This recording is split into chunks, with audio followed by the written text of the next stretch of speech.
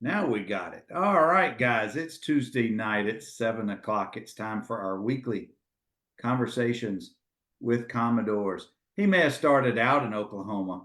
He may be in DC, but he was a Commodore for us 2001 to 2005 with under Coach Woody and Coach Bobby. I want to welcome Trey Holloway to the show tonight. Hey, Trey. Thank you, bud, for making some time tonight. Of course. Thank you for having me. I'm glad we could get some time to do this. This is going to be fun. It is going to be fun, and it's all of these conversations are big fun for me, and I love hearing the different stories, and that's what this is about. It's not necessarily the wins and the losses and the plays and all of that on the field. It's really everything else. And I know that you and your beautiful and busy family are in DC. But before we talk about what's going on with you currently, take us back to Edmond. How was life growing up in Edmond, and how did you fall into sports as opposed to the arts or music or something different? Yeah. So Edmond is like right outside of Oklahoma City. And I started playing sports from young age. I was on my first tackle football team when I was 6 years old. So that was kind of my in my blood from early on. And my dad played basketball in college with his brother, and I had an uncle that played. He was a scholarship football player at Iowa State, and so it just kind of sports are in the like the bloodline of my family. That's really how Mm-hmm. I got into it. And in high school, I actually ended up going to a private school that was in Oklahoma City that kind of had a football program that had not been very good for a while. But a few of us, I started there in seventh grade, and a few of us kind of banded together. We got our act together. We got some new coaches, and we turned into a pretty good program. And it kind of, that's when I realized, man, okay, like this is something I can do. Like I can be a good football player. And we were a good team. We won a state title, won a lot of games, and had a lot of fun, right? Kind of along the way. So that's really how I got it. I got into it, and I was hooked. Summer workouts and going to the passing camps with the DBs and the wide receivers to do all the lineman stuff and everything. So it was football was the life for me. Did y'all catch that key word right there in what Trey had to say? Lineman. He's built like a Z receiver right now. 6'2", almost 6'3", going about 210, two bills. If y'all played with him back in the day, like our buddy Ian Gaines, who's with us tonight, he was not built like a wide receiver back in the day. How were you built, Trey, when you got to campus? What position were you playing? Defensive tackle. So I was built a little bit different. Yeah. A little bit different. A little rounder then, which Ian would tell you. Ian would tell you that I was round. He used to call me a big old baby, not because I was a crybaby, but because I just looked like a baby because I was so round. I suspect back in the day, your caloric intake was just a little bit higher than it is currently with the Yes, in 2024. that's right. I think tonight for dinner I had broccoli and some lean chicken. That was dinner tonight. But back then it was definitely a lot different. You probably back in the day you saw that and pushed it off to the kickers, and we're going after the That's right. the real dinner That's back right. then. But you were a lineman coming in. Yep. You came in the last year of Coach Woody. Talk a little bit about your recruiting process. Did you even know who Coach Woody was at the time, or did you know about Vanderbilt before they started recruiting you? I didn't. I did not know who Coach Woody was. I did not know much about anything about Vanderbilt. Um, it was my end of my junior year, and Bill Maskell, who was responsible for recruiting Texas and Oklahoma, he just showed up at my school and, Mm-hmm. and wanted to talk. And so we chatted and everything, had a good conversation. I think my dad knew about Vanderbilt and its academic reputation. And so he said, well, let's go out there this summer. So we went in the summer, visited, kind of toured campus. And what I think sold my dad on it was we actually met Gordon Gee when we were here over that Mm-hmm. summer. And he was like, man, that guy is really enthusiastic for this stuff. And he was, I think he was new at the time to Vanderbilt, had been there for maybe a year, if not less. Um, and then Vanderbilt offered a scholarship. I think it was maybe first week of my season. And so there were other schools that were in the mix, particularly some local schools, Oklahoma State, Kansas State. I spent a lot of time at Kansas State. One of my high school coaches was on the staff there my Mhm. senior year of high school, so they pressed hard. I thought I was going to be a doctor. I'm not a doctor now, but I think what turned me off of Kansas State was the coach. The coach who was recruiting me, he said, "Well, Trey, he's like, you will be better prepared for medical school going to Kansas State than you will be going to Vanderbilt." And I just felt like this guy's a liar, or he thinks I'm an idiot. Hold on, Trey. Say that again. Yeah, yeah, right. I mean, and so I was like, well, I can't go there. Either they think I'm an idiot, or they're just liars. And so, that kind of made the decision a bit of an easier one to select Vanderbilt.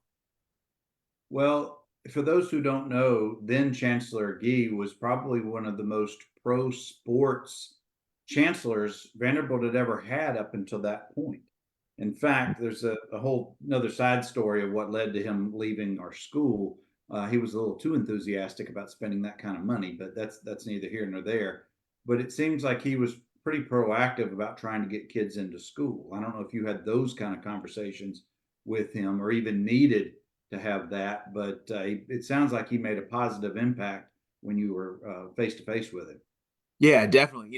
He sports did not feel like something that needed to kind of be hid in the shadows, Mhm. when he was there. And it's funny now, we may get into that. I work at a school now, and I was telling one of my counterparts the other day, I'm like, well, look, every educator that I've probably ever known or every educational institution, the teachers probably always feel like sports gets too much attention at the school.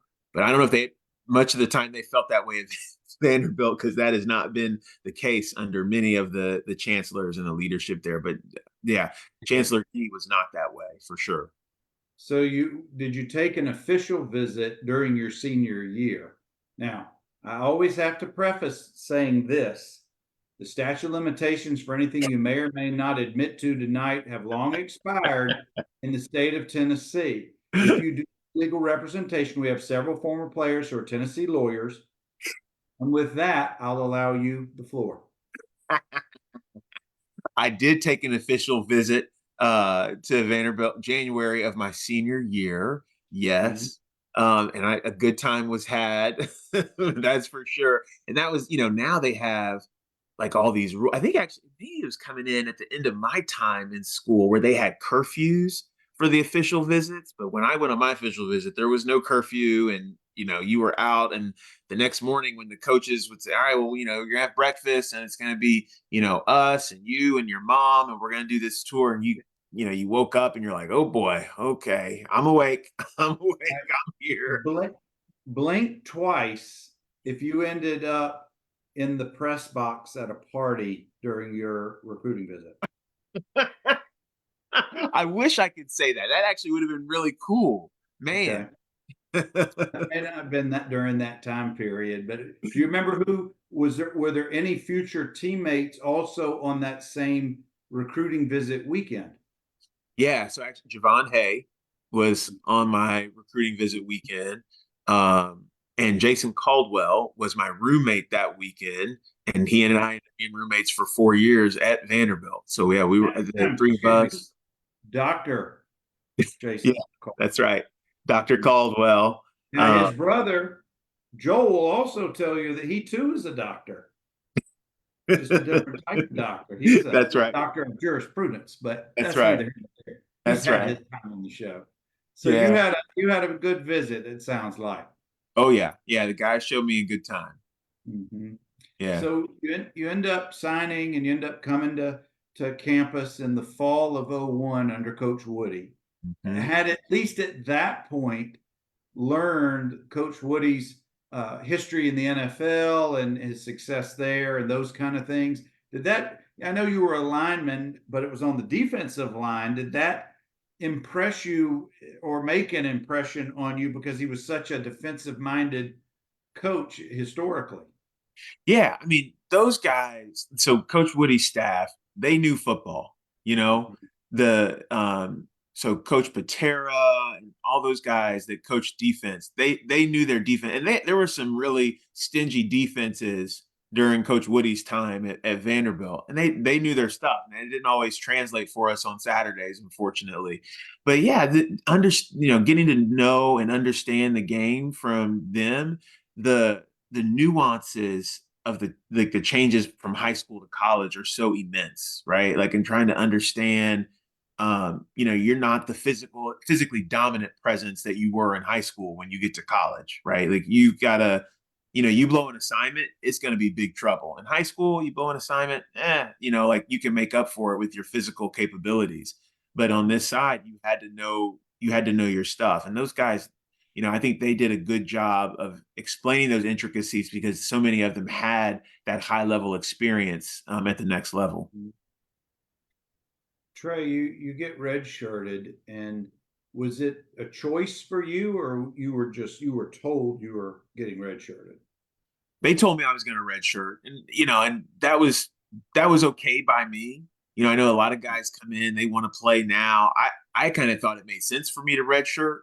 As a my dad played basketball in college, and we had talked before I went to school about kind of like what that might mean, and he thought it would be helpful for me as well, just to kind of get my feet on the ground academically and socially and everything. So that was I actually thought that was a good thing, and I think it afforded me opportunity at the back end of my career, like in my fourth and fifth years, to have a really good, lots of experience on the field, having that redshirt year, the first year out. Well, it sounds like you had a good attitude about it, because a lot of guys will come in and expect playing time and don't want to be redshirted, don't see the benefit. And I'm not comparing your era or my era to today, but that's grounds for transferring. I mean, you just, you know, the wind blows the wrong way and these guys are out the door. But it wasn't that mindset of clearly in 2001. It was a time for growth. It was a time probably to get adjusted socially, academically, athletically. At the end of your freshman year, going into your sophomore year, did you feel more comfortable in the Vanderbilt environment from all three standpoints? I did, but we had the coaching change, and so much of your life is built around, what's going on with the team, right? Because even I didn't come this like the summer before my freshman year. I didn't spend any time on campus. It was just camp in August.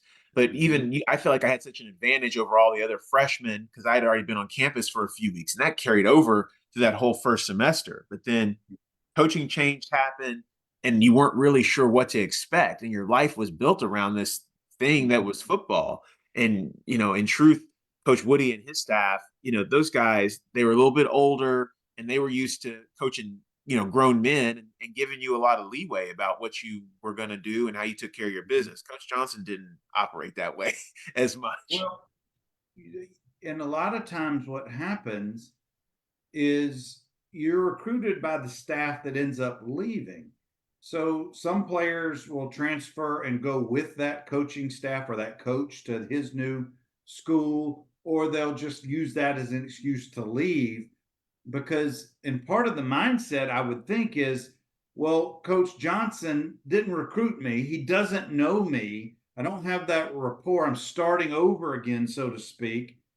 Did you have guys in your recruiting class who left after that first year, or did Coach Johnson retain most of those guys? Yeah, I mean, we did have a decent amount of attrition from our class. There were two guys in particular who played as true freshmen. Jason Mathena was one of them. He was a wide receiver, and he transferred. I think he followed. I think Coach Woody. Man, did he go to? I can't remember where he went at like next, but I think Jason maybe followed him. A couple guys, a couple of. I would say there were three wide receivers in our. Uh, Four wide receivers in our five receivers in our recruiting class. Three of them left. Coach, Um, Coach Woody, I don't think coached in college after 2001. Maybe it was some of the other coaches. I think Yeah. I want to say some of the staff ended up at like Southeast Louisiana, maybe or something. Mhm. So you Um, did have some guys who did leave. yeah, we lost five or six guys out of our recruiting class. Talk about your transition with Coach Johnson and the new staff that came in. Did it help you? Did it hurt you? Did it do anything to change your playing time or your depth chart ranking, that kind of thing? Yeah, truthfully, I think it probably helped me, you know, because Coach Woody, they ran a 3-4 and Coach Hmm. Johnson ran a 4-3. And so, I think under Coach Woody and them, I think they saw me more as a DN type, but truthfully, I was undersized for that. I wasn't a nose tackle. I probably wasn't stout enough. I probably wasn't tall enough to really be a DN. I mean, I was kind of a tweener actually in their system, which I didn't realize as I was being recruited. But as a more of a standard D tackle in a 4-3 scheme, that worked for me actually. And so What and how much were you weighing at this point? by then I was probably up to like 285 or so. Not quite at my peak, but working my way there. And you said Javon came in your class. Yeah. Was he also, were you guys competing at the same spots or was he somewhere else?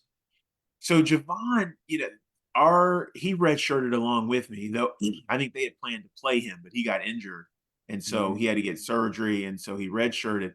He was going to be more of an outside linebacker in their system, they Mhm. thought. But then he ended up being a defensive end, in under Coach Johnson. So we weren't at the same position. Mhm. Well, you get into now your sophomore and then your junior years.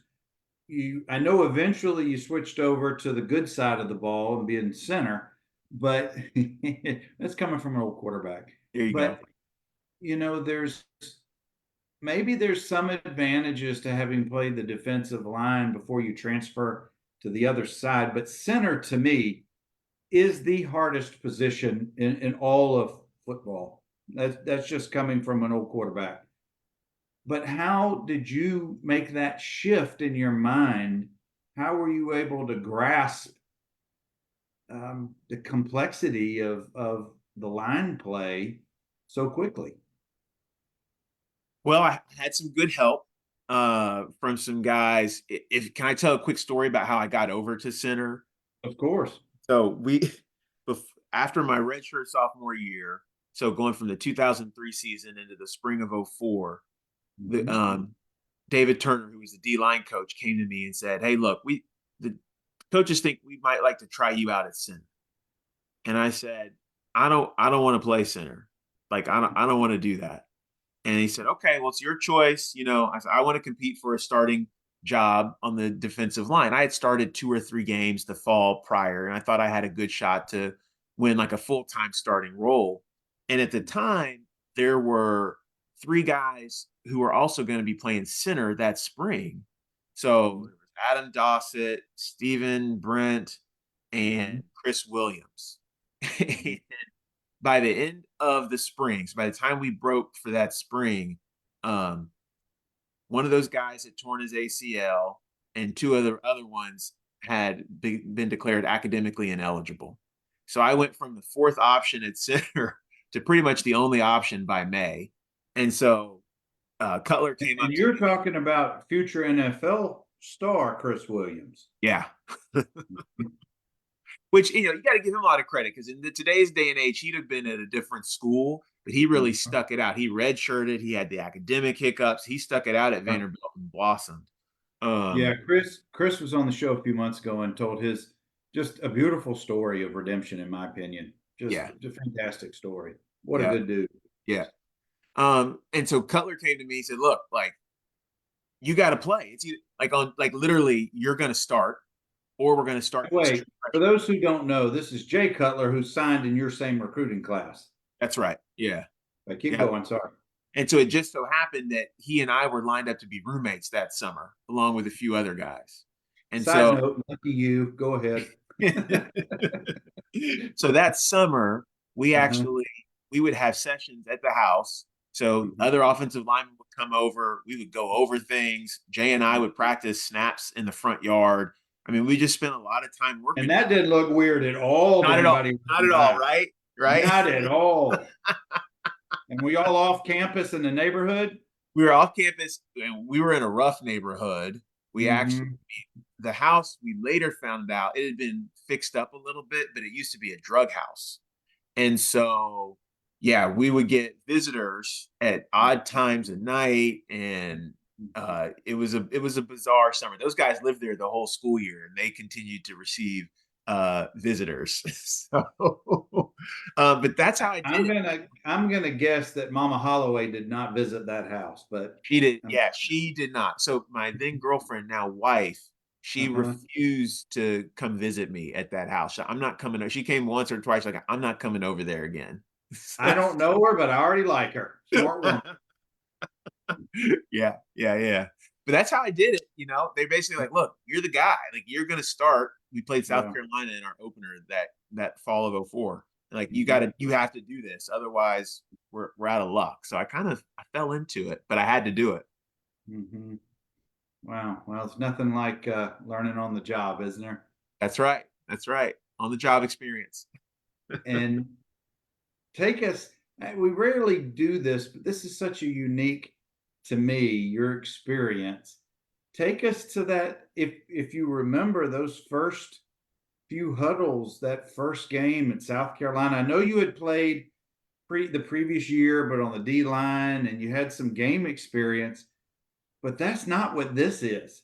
This is you're going from crawling to walking to running to sprinting, Yeah. and you're walking up to the line of scrimmage, and there must be a million things going through your head at one time.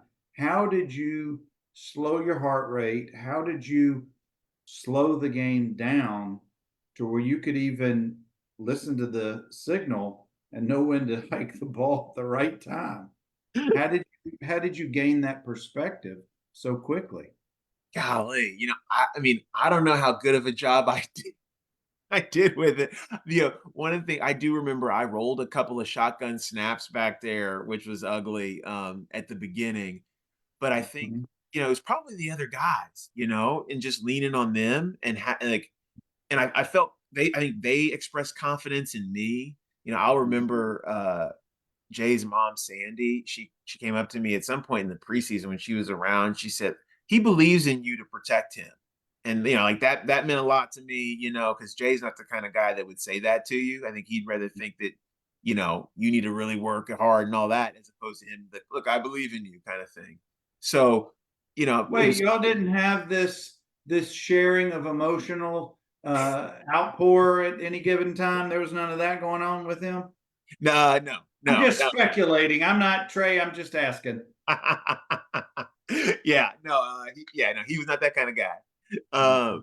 But yeah, but I mean, in truth, though, the other guys on the line, we had some real veteran guys. So Brian Kovaliski, Justin Geisinger, they were veterans, right? They had started a lot of And football not too games. shabby in their own rights. Yes, yeah. Yeah. Kovaliski was when I played defense, all the guys knew he was the last guy you really wanted to go against in one-on-one Mhm. drills. He had great Mhm. feet, great hands. He was a monster in there.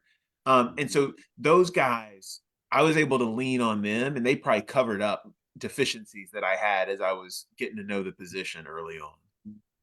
When do you recall becoming comfortable at the position?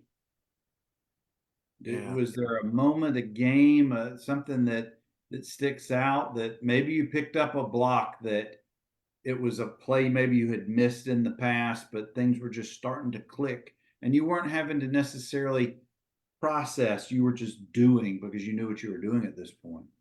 Yeah. It was probably the LSU game that year. Mm-hmm.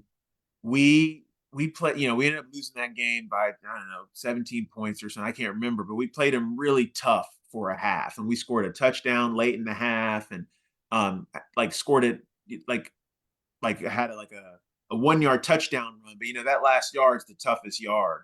And they had a couple of guys who played for a long time in the NFL. Glenn Dorsey, and the other guy's name, he played at Buffalo forever, Kyle Williams. And they were Mm-hmm. tough. They were real tough. And I remember that I was mostly able to hold my own against those guys. And that's Mm-hmm. when I felt like, okay, like I can do this. And that was probably the fifth or sixth game into the season. But it's, Oh, it's a night game in Baton Rouge. I was going to say it was 24-7, and it was about the eighth game of the year, seventh or eighth game. And night games in Baton Rouge are no joke for the visiting team.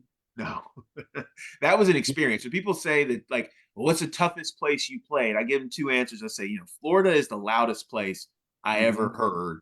Hmm. We played a double OT game down there senior year. That was the loudest, but that LSU was the wildest environment that we played in by a mile. I mean, people Did they chucking beer. still have did they still have Mike the Tiger in a cage Yeah. inside the stadium? Yep. Yeah. Yep. I still had that then. Back then, were you guys huddling up or going straight to the line and hand signals? We huddled. Yeah, we huddled. Yeah, my senior year is when we got to a little bit more of the no huddle. But yeah, that Hmm. in '04 we were still running a lot of option, 36 load, and Yeah. that year, that LSU game, Jay actually got hurt running an option play, and Hmm. I think that's when they started to think about recalibrating their offense a little I was bit. going to say, what in the world was he doing running an option play? But you went through a series of 2-win seasons, like a lot of us do. But then take us to your senior year. You guys had more success. You had a 5-win season and more Yeah. success on the field. But tell us, what were you? I guess the best way to ask is, what were you expecting or looking forward to that senior year? Golly. I can't recall what I was expecting that year, but I can remember thinking back to the year before and thinking that we had a lot of games that were real close. Like we lost a close one to Rutgers and just some really close games that we could have won. And those guys that were seniors that year in the '04 season, I thought had done a really good job of laying groundwork for us to be successful and win some more games. And you did the first 4 games, 4 dubs. Yeah. Wake Yeah. No, Forest, Arkansas, Ole Miss, Richmond. And then I still want to know, probably like yourself, what happened MTSU, a 17-15 loss that game. Was it just looking to the next game? Kind of they call it a trap game. oh yeah. Was it, do you remember? It was definitely Certainly you.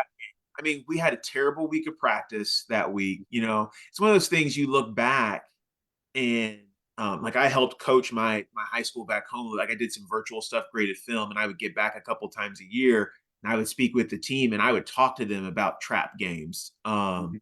Because in my high school, we had won like 27 games in a row and we lost a trap game in the playoffs. And this MTSU game is just a classic trap. And Yeah. we just weren't prepared, and it was their Super Bowl, right? Of course, Mhm. they're looking to get us. And even in spite of all that, we still had a chance to win at the end and didn't do it. We just had a couple places where we did. There are a Yeah. couple plays that I can literally name them, and you can't blame people for what happened in that moment. But you're kind of like, man, that was a big play that we really, if we would have nailed that, that game probably goes differently. But I don't have to tell you how close this could have been a 9-win season. yeah, For those of you who don't remember the '05 year, 4 straight wins, then lose a heartbreaker, Middle Tennessee State. But then you had LSU and Georgia back to back, and those weren't close losses. yeah, But then you have 1-score losses, South Carolina, Florida, Kentucky, right in a row. yeah. And then comes the famous Tennessee game. Yeah. Yeah. No, it was there. It could have been such a breakthrough um, that year. That was tough. That was real tough. But you take pride in you feel like you're building on something, and that's I'm sure that's what everybody's feeling. I hope you're building for the next group of guys to come along and you show Yeah. them like you can win football games here. It's not impossible. Do you remember? Of course you do, but do you remember leading up to the play of Cutler to Bennett to beat Tennessee? Do you remember the drive? Do you remember anything about that series prior to the play? Do you remember anything in the huddle? Because all the Vanderbilt fandom world, including former players, none of us have the experience that you and 10 others had being in the huddle for that drive, being in the huddle that play before. Can you Yeah. share anything that you recall about that time period? Because that's such a monumental win and such a historic play that I'm sure it's ingrained in yours and everybody else's mind who were on the field that day. Oh, completely. It's funny. I don't remember specific moments, but I remember the feeling, which was that we're going to go score. Like, we had scored on them that day, and we Mhm. had earlier in the season against Wake Forest, we had had a drive and scored late and won. We did the same thing on the road at Arkansas, and Mhm. so we, I think in our minds, even though we had those close losses, we felt like we had. I think we felt like we had turned a corner, right? Like we can go down and we can score. It wasn't like, oh, geez, like what's going to happen, or like, am I going to muff a snap or like whatever. And so there was definitely a feeling of confidence that we can do this. We can go score. It's not going to be we're not going to get snake bitten kind of thing. And so knowing that, and then we had um, we were able to take advantage of some good opportunities in that game to build early confidence. And it was the Mhm. same thing in that drive. It's funny how momentum builds on itself, either positive or negative, in sports or Yeah. in life, right? And so just having that rhythm that whole game, it was a different feel. Like I'm telling you, it felt different. Well, that's part of the success of any athlete who achieves what they want to achieve. It's that confidence that you have inside. It's that the inner confidence of a successful athlete, I guess is what I'm trying to say. Yeah. And there are sometimes when you know that that's what's going to happen, it's all the other times. How do you deal with that? It's the doubt. It's the grumbling in the huddle. It's the, I don't know if he's going to make that block, or I don't know if he's going to have a proper read. But it didn't seem like on that last drive any of that was there. It was for the taking. And I'll tell you this, for all of us who had close losses in Neyland over the years, I had played there twice, lost by 7 or less both times, including being up 28-3 at halftime my Oh, sophomore year. For oh, that pass to be completed, it wasn't just the 11 of y'all or the 70 of y'all at that game. It was all of us who were yeah, just celebrating then, that's for sure. yeah, But those are the kind of memories that not only do they put a smile on your face, but I don't know if you're still in any text or email groups with any of your former teammates, but if you are, do you not have those moments in that group text where you can just reflect back on one thing, like that drug house you used to live in or whatever, that brings all of you guys back to laughter or memories from back in the day?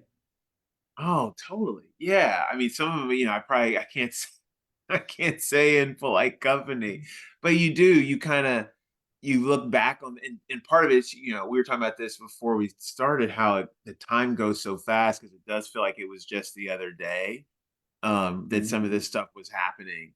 But you Yeah. definitely look back and you reflect on moments. Some of the things that I probably reflect the most on are those moments when you were experiencing shared pain together, like via workouts or something like that, where you're kind of like, oh my gosh, but that was brutal. Or remember this. John Sisk was our strength coach, and he was great. He did a good job with us and everything. We love cracking jokes about John Sisk and um, reminders about that. But sometimes the shared pain is something you probably talk about just as much, or if not more, than the shared glory kind of those moments. And the way those stories always start is there's a grain of truth somewhere in the story, but everybody's memories are different. So things get a little stretched here or there, people get replaced, but the core memory is still there. And to me, Trey, that's one of the beautiful things about playing team sports on any level. It's Yeah, that shared common bond that you have with your teammates, with your brothers, with your classmates. yeah, It sounds like you've got that core group of fellas as well from your days. yeah, and it's good. It's some of the things you reflect on too. You think about, obviously we played football together and we shared those moments, but I think it's always good too to see your former teammates and the kind of men they've become and fathers and all of that. And as you reflect back on your shared experience and how you've all gotten to the points where you are, like that, to me, like that's an awesome thing to see. And the shared experience across the decades of Vanderbilt football is something, I think there's a few other schools where it can be replicated, but it's really unique to Vanderbilt and unique to the time as well. Like the guys now, you know, not to pine for the old days, but like they're not going to get the same experience, right? With the amount of roster turnover and stuff like that. I had the same roommate for 4 years. I was there for 5. We were roommates for the first 4, and then you spend a lot of time with the same guys, and you develop really really deep bonds. Mhm. And I think that's coming out of college experience, and whether you graduated, whether you went to the pros or whatever happened to you after Vanderbilt, it always takes you back to that much more innocent time of your life. It's before mortgages, before marriages and kids and family and jobs. And you don't realize, even though you're under the bubble of McGugan, is what I call it, you're in that football world and your life is so regimented, you don't realize until after you get out how free you actually were Yeah. back during that time period. So here's my question for you, Trey, and it's not a criticism, it's an observation. A lot of guys stay in that football bubble. They're all their friendships, all of what they do, their experience was with athletes or at McGugan or Carmichael Towers or wherever. Then you've got others who branched out into the campus, into the general population. They networked, they made friends, they may have joined a fraternity, they may have joined other social organizations or experienced other things. What was your avenue? What was your experience? Which way were you during your years on campus? I think I had a little bit of both. I was probably 50-50 down the middle. Mm-hmm. So my best friend from high school, we graduated high school together. He also went to Vanderbilt, Oh, and he nice. ended up being the president at SAE. And Mm-hmm. so I spent a lot of time over there, met a lot of his friends, and got to know those people. And then obviously your bond with your teammates, like they're your roommates, they're the people you spend all summer with, spring break trips, Mm-hmm. that kind of thing.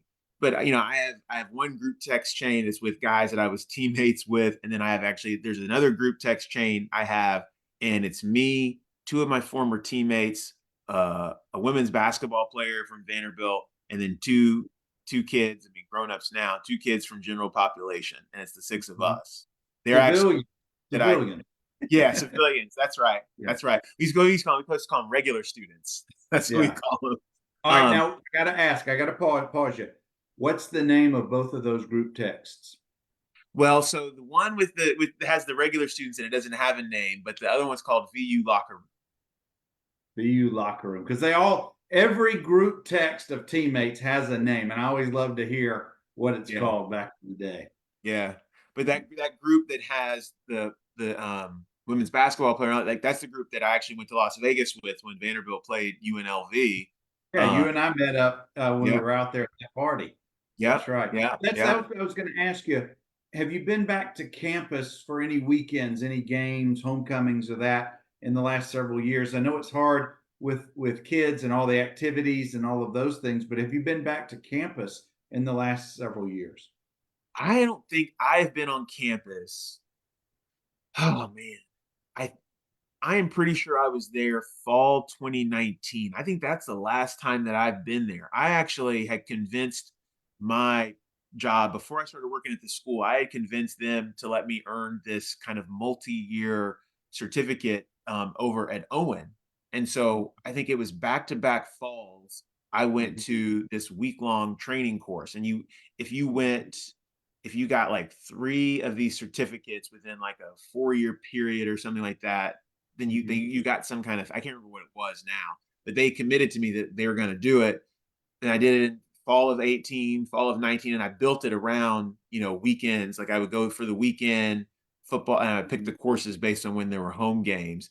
And but Mhm. then spring of 2020 happened, COVID. I changed jobs, and I have not been back to Nashville since then. I don't believe so. It's been a while. Unfortunately, I need to get back because people are like, "Well, when are you coming back?" And I need to. Well, I'm going to be not for tonight, but we've got a pretty great, really tough home schedule, but great games coming up in the fall. So we're trying to plan as many um, organized activities on campus for the guys, former players, etc. So, side note, y'all stay tuned for those things.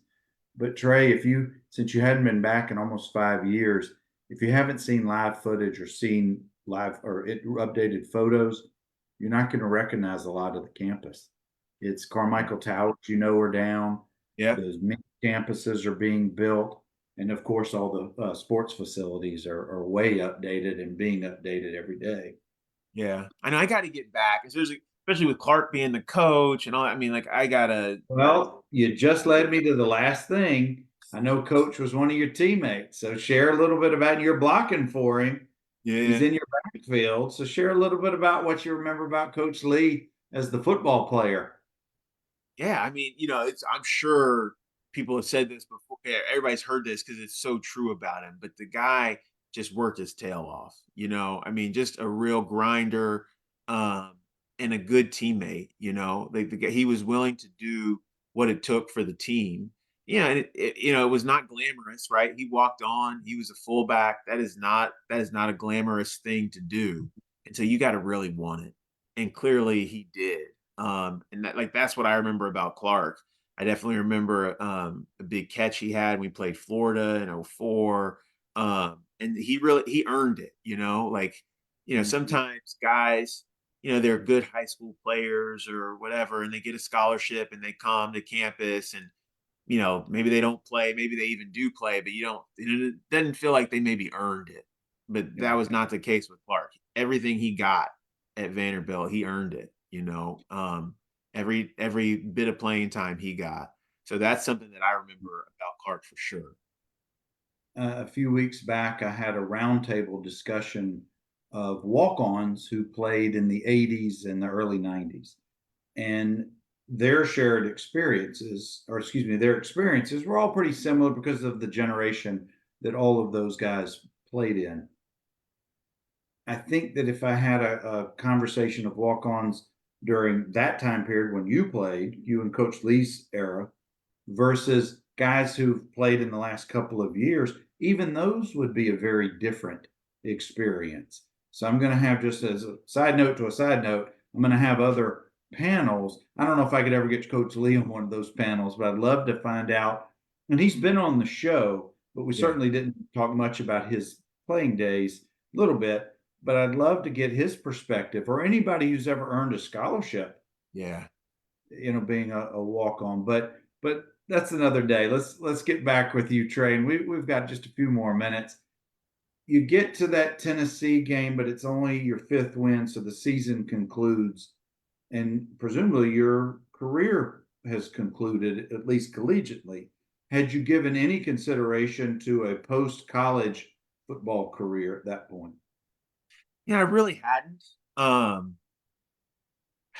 I don't know why not. I guess I was probably ready to move on to the next thing in life. I think, Mhm.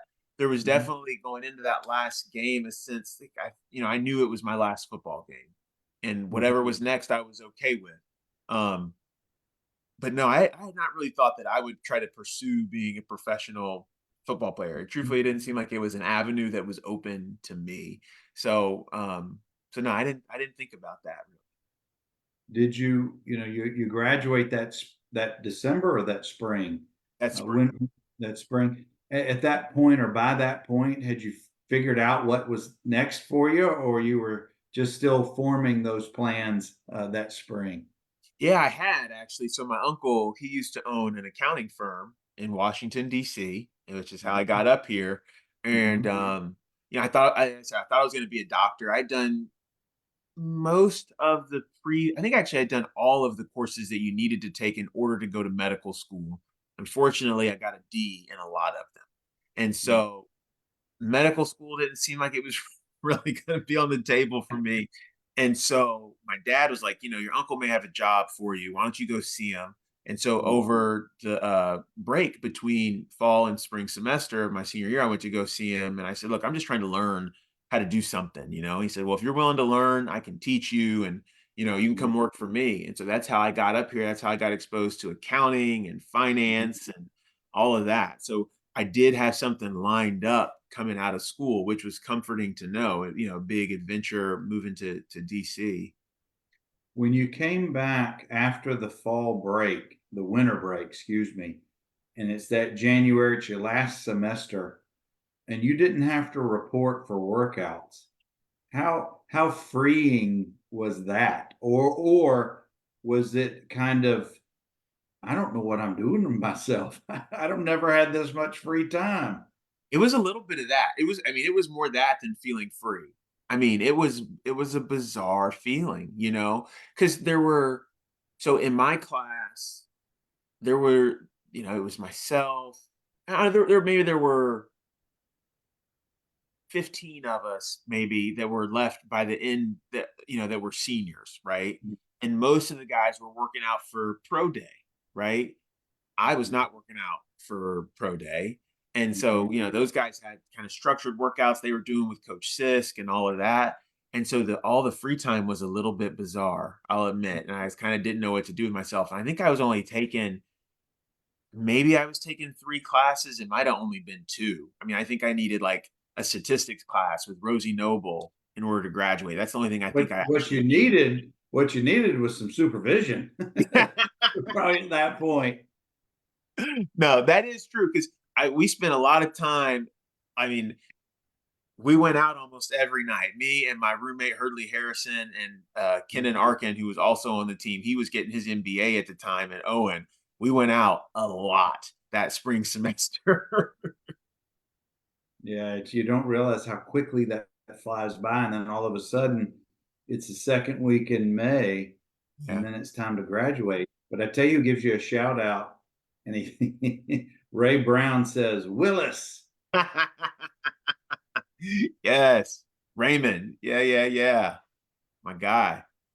All right, you get through graduation, and at this point, how much weight have you shed, or had By that that point, process I was started? probably. I think I had lost 30 or 35 pounds by that point. Yeah, I was down to probably like 255 or so. Were you at a point where you were having to get new wardrobe Yeah, yet? yeah. No, I was. And I was gonna have to go work in this like corporate environment, a bit with, pants and shirts with buttons and stuff. And Mhm. I actually took some of my pants and got them taken in a little bit. And that was Uh-huh. probably when I was home in June, like after graduation. And then by the time I moved up to DC and started working in late July, they didn't fit anymore, actually. And my uncle was giving me a hard time. He's like, "Your clothes don't fit you." I'm like, "Well, it's 'cause I'm losing this weight and da da da da." That was a bit of an experience. Your first time in the corporate world, and you're always like holding your pants up because they're sliding down your butt. Yeah. Yeah, I bet that made the family real proud. Yeah. Yeah. Well, Trey, clearly that was your path. And I don't mean to speed through all Mhm. the next, 15 years, but now you're part of a fantastic school in DC. You're, I guess, one of the assistant heads of school, but you're in the finance. I'm not sure exactly how you put that in the hierarchy of things, but just kind of explain your role and the school where you're currently doing this. Yeah, so I'm in charge of finance, operations, IT, HR, and facilities. So those 5 functions for the school all report into me, and I got different folks that oversee them. And it's a kind of with my background in consulting, I've done a little bit of all of those, and so this kind of brought it all together under one umbrella. So I'm at a school; it's about 650 kids from kindergarten to 12. Oh So wow. yep. So you see all ages, all over the place, intermingling because it's one campus that's 8 acres. So it's not a lot of space. Uh-huh. Um, yeah. And so Do, does the school offer sports? yes. So we have sports. We offer kind of the full boat of sports, and we have to kind of beg, borrow, and some people would say steal field space in and around the city because it's difficult to find. Just being in a city, it's tough. We're actually building a new athletic facility that's going to have a multi-purpose field and a baseball field that should be completed at some point later this year because we just have so much need for space. We've got pretty competitive teams. Our football team has won. Now we're in a small classification. We only have 320 kids in our high school, but we've Mhm. won in the last 8 years. I think we've won 4 state titles here in the district, and we send kids to Wow. play in college, and we Oh, sent we sent a lot of kids to Wake Forest. My our coach has a good relationship with folks down there. I would love for us to send some kids to Vanderbilt. At least, you need to reestablish that Javon Hay, Dr. Rosie Noble connection right now. yeah, I know, right? Coach Lee. I texted Javon. I'm like, we have not had probably in the last few years, we haven't had a kid that's at that level, but Mhm. you know, every couple 2, 3 years we do, so Wait, with new facilities, are you also the fundraising chair? I am not. We have somebody else that does that, but Okay. I spend all the I funds. I So didn't know if we needed to have a little fundraising pitch before we get yeah. out of here. Yeah. Trey, talk about, and we've got just a couple of minutes. You've shared indirectly that just by the very nature of the position you ended up playing your last 2 years, that in and of itself is a leadership position, whether it's recognized formally or not. The center is the head of the line, and frankly, a lot of times can be head of the offense. So it's an inherently a position of leadership. And whether you knew it or just did it, you did it. How have some of those lessons from the huddle, from the dugout, or excuse me, the clubhouse, the locker room, the weight room, the classroom. How have you taken some of those experiences and been able to utilize them in your job, your profession, not a job, it's a profession, in leading young people today and helping to mold their futures? Yeah. I there's a couple of things. I think one is the ability or finding ways to get things done without having to say it all. When you are playing and it's a 2-minute drill and you're trying to get down the field and you're calling a play and you got to call a protection, you can't say everything that it all has to be said. So that means there's preparation that's involved ahead of time, and you need to have a secondhand way, like a shorthand way of going about things with people. Mhm. Building that trust in those relationships is important to that. I think the other thing too is empowering people to get things done. That's super important for me as a leader because like today at the school, we had a problem with an overflowing grease trap in the kitchen. Now I can't go down there and fix that. Our director of facilities has got to go do it, but I have to make sure that he's empowered and supported so that he knows he's got the budget authority to go call an emergency person in to get that taken care of, which is what he did. And he kept me posted on it, right? Because that's the only way I can get my job done. I can't do that and the finance and the HR meeting that needs to happen. So empowering people. And so, what I mean when I say that is it applies to, I learned that in sports is, like the tackles, they had similar things to do. The guards, they had similar things to do. You almost kind of played a game of pass it on. I can talk to the guards quickly and say, "This is what we're running," but I need you to be working tightly with the guy. And we all have our strengths and weaknesses. And so, to the right of you, you may have a stronger guard and a not as strong tackle, right? And you say to that guard, "Look, I need you to get with so and so and make sure you're watching this for him because he struggles with this when we run this." And you're having those conversations, you're preparing in advance, right? So you can empower other people to do things. That's why I have always held that the center position is the hardest. It's the Yeah. most important one on the offense because you got to know what everybody else is doing.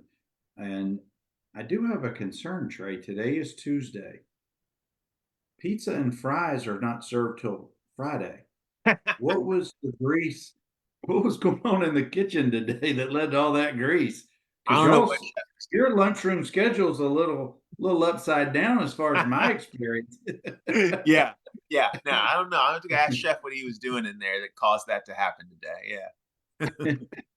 Guys, this is Trey Holloway. He played '01 to '05 for Coach Woody, Coach Bobby, and played his last 2 years at center, and he's still the center of things at his school now. But here's my last question or questions for you, Trey. You've got a big huddle at home. You've got three busy, busy, busy kids. You've got a loving wife. When do you find time, when, if, to get it all done, to find your rest, to do your exercise, to I know you got to stay organized. And that's why I'm super thankful that you're able to give us this hour tonight, because Lord knows you should still be working at your Yeah. day job. So how do you guys keep it organized? How do you keep it fun with the Yeah. family, all the activities? Well, I was just telling my wife the other day, I said, the I have found I turned 40 last year, and not that that's old, but you're getting older. The thing that I've had to prioritize is rest. So I tell all the guys out there, if you're not already doing it, prioritize your rest. Go to bed early, wake up early to get your exercise in. Got to get your exercise in. You got to stay committed to that. As a former athlete, you just need that. And even if it's just simple stuff like a 30-minute walk, this is my PSA for everybody: get out there and do it. It just keeps your energy level high. So I make sure I do that. That way I'm ready for the day. I'm lucky in that my two older kids go to my school, and my youngest will be there next year. And so I Oh, get that'll be extra so time with good. them Yeah, every day.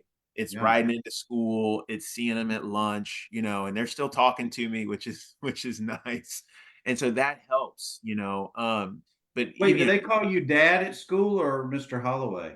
they do call me dad. Yeah. Okay, I was gonna say. Yeah.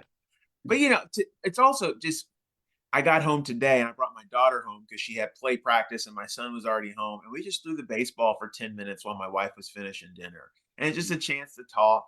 And so that's, you just find those little moments to squeeze those things in and teach them something about field and ground ball. I wasn't a huge baseball player, but I know a little bit. And Yeah. those are the things somebody told me one time, with kids, it's not quantity of time, it's the quality of that time, right? You give them that undivided attention time when you can, even if it's not a long time, make it a good time for them. So that's what I try to do, and I make sure I spend time with my wife too. That's important for Yeah. us. We're busy, but we definitely make time at least once a month to spend time, just the two of us, to go out and do that. So Sounds like you got it all headed in the right direction, but you're so right. It's those cherished moments your son will remember playing ball in the front yard. It doesn't have to be for 2 hours, it could be literally for 10 minutes. yeah. He'll remember those things. And I do have to correct you. You said we're former athletes. In our minds, we're always athletes. We just got to learn our limitations when we get That's older. right. I That's heard a right. comedian recently say that if you see a man who's over the age of 40 out after 9:30 at night, he guarantees that man took a nap earlier in that day. You It's need so it. true. So true. Yeah. Trey, I have thoroughly enjoyed our conversation, my friend. Thank you for spending some time with us tonight. It's a beautiful conversation. Yeah, thank you. I appreciate you having me on. I appreciate you doing these and keeping us all together and connected. It's awesome to be connected with all the guys from over time and be able to check in with folks. So thank you. I appreciate it. It is good stuff. It's all, it's right here. It's a labor of love. And we're going to keep doing it. We got guys lined up through July right now. Awesome. And this is some good stuff. You guys keep coming back on Tuesday nights at 7 o'clock. Remember, you can always find these on my YouTube channel, because they're public videos. You can share them out. We're on Spotify. They're now in podcast form. Nice. And our library on campus, their archives department also is housing these conversations. So we've got several places where they can be found. Hang on for me just a second, Trey. You guys, as always, anchor down.